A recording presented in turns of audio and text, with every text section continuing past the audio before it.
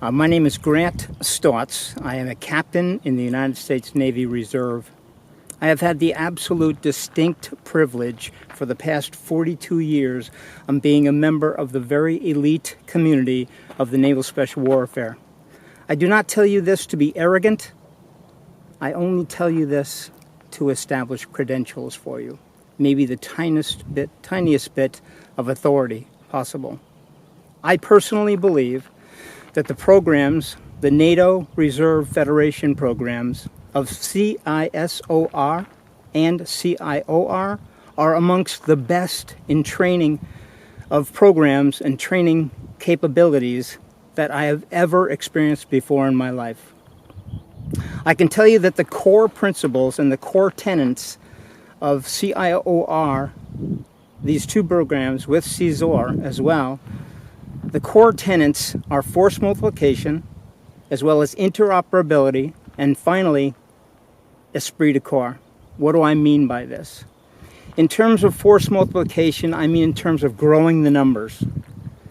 How do we get our forces to be the sizes that we need, our allied forces to be the size, the population, the amount of people that we actually need?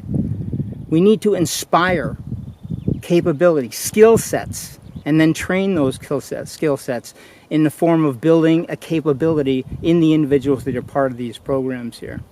This is what we mean by force multiplication. When we talk specifically about interoperability, we're talking about the idea of operating and integrating our different forces in the Allied Reserve, of course. We're talking about interoperability-wise, bringing in the capability of the reserve forces in their communities, their professions, their families, all of these skills and all of these experiences that our NATO reserve forces have, and incorporating those in building the capabilities of the members of our militaries. And then finally, of course, with esprit de corps. How is it that we trust each other? How is it that we build each other's understanding of how we operate and how we function? How is it that empathically we come to care about each other on the battlefield? I believe that the CIOR program and the way that it trains, and the CISOR program and the way that we train in the core military skills of shooting, both pistol and rifle, of the elite capability of fitness in the form of running obstacle courses, land obstacle courses, in the form of doing utility swim contests as well.